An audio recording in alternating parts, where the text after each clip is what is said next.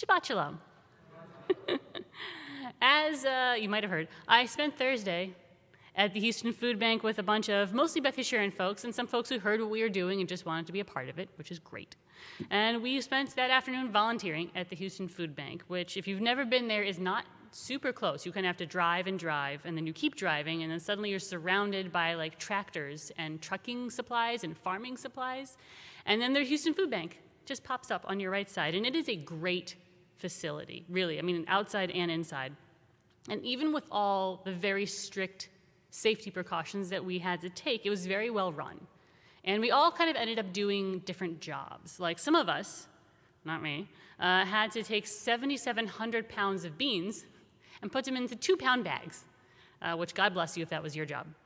I made breakfast boxes. So from these vast pallets of cereal and fruit cups and these kind of like prepackaged meal bags, I made boxes that had a week's worth of breakfast in them for anyone who received one of these boxes. And again, I don't know if you've done any kind of volunteer work like this before, but after a while, you kind of get into a rhythm. You know, at first it's like, okay, I need 5 fruits and 5 cereals and 3 number 9s and 2 number 4s and a menu, and then you got to tape. But after a while, you kind of just know what you're doing. So you're like, 5 fruits, 5 cereals, 3 number 9s, 2 number 4s, a menu, tape, next.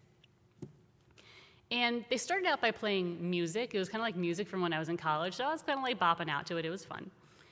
But then they kind of stopped playing music.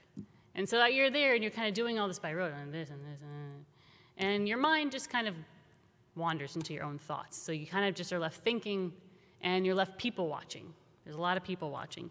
And there was all sorts of folks that were there, really. There were people my age, people slightly older, people slightly younger. There was college students, women and men. Every single race was represented in that room. Everyone was masked and gloved and kind of awkwardly trying to avoid each other with that 6-foot rule.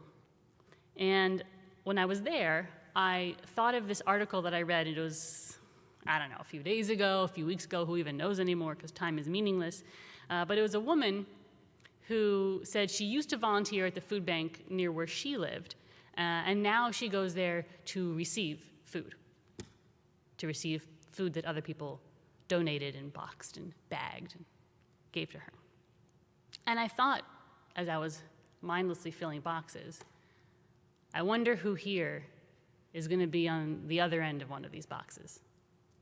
And then I thought, would I ever be on the other end of one of these boxes? And I very quickly thought to myself that it's rather unlikely. It's rather unlikely. I have savings, I have health insurance, and more importantly, probably than anything else, I have a very strong safety net of family who could catch me if I ever fell in that way. And then I thought of this saying.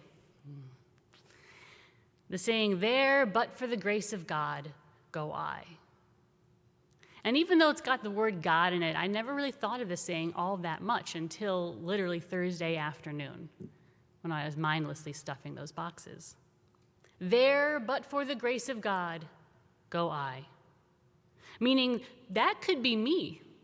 It could be me who needs food for myself, for my family, but, the saying goes, but for the goodness of God, because God is so good, it's not me. I'm not hungry. I'm not worried about my family being hungry. Wow, that is a really disgusting saying. It's abhorrent. It's terrible because it implies that the opposite is also true. God's good to me, so I don't suffer. But those people, the ones who are hungry, who are needy, who are suffering, God's not good to them. What a disgusting thing to think. And it's not true. God doesn't love the hungry or the needy or the suffering any less. Of course not. God doesn't inflict suffering on some people and spare others from some sense of love. So what do we do with this kind of saying? There, but for the grace of God, go I. Many people listening now, many of us right now are very inconvenienced by all of this. We are very anxious, we are very frustrated. And the chances of us catching this pestilence that causes all of those feelings, chances of us losing our jobs and needing to take charity rather than give it, is rather low, frankly. It's rather low. So what do we say? We don't say, "There, but for the grace of God, go I." We say, "Here, as the grace of God, am I." Here, not there. Here, in a place of relative safety, in the place of a person who can do for others what they cannot right now do for themselves. Here, in a position to help, in a position to give time and give money and give support. And if your health or your age prevent you from going to the Houston Food Bank and volunteering, that's fine. You are living in the 21st century. You can mobilize from behind your screen. You can give or raise money. You can give or raise people's spirits. And it's here as the grace of God, not with the grace of God, as the grace of God, because when you give your time or your money, your energy, you are helping those who need you now, who need you right now, and there's a lot of people who need you right now. So when you do your half as God's partner in building and rebuilding this broken world, it's as the grace of God. And I know you're tired. I know you're tired. And I know you're anxious. So am I. So am I. Trust me. But you have to remember, and you have to take strength and solace in the fact that you are the embodiment of God's good in this world. You're the embodiment of God's grace.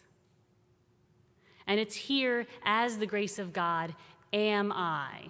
Not go I, am I. Because there is a fine line between giving help and needing help. Most Americans are one medical catastrophe away from total financial ruin, one paycheck away from needing to be on the receiving end of one of those boxes. So many people I asked to come help at the Houston Food Bank. People who were young and healthy. And they said, "I would love to, Rabbi, I really love to do this kind of thing, but I actually have thus and such medical condition and I can't take a chance on getting sick." Or, "Oh, Rabbi, I really would love to, really, I would. This is the kind of thing I would love to do, but my office just reopened and I have to go back to work. I need the money." Or, "I would, really, this is the kind of thing that I do even, but I just lost my job and so I don't have health insurance and I can't take a chance on getting sick right now." Here, as the grace of God, you are, and I am, to act as God's hands in this world to feed and uplift and support our neighbors, our fellow human beings in big ways and in small ways, because they need you and because God needs you. So say to yourself, as many times a day as you need to hear it, here, as the grace of God, am I. Shabbat Shalom.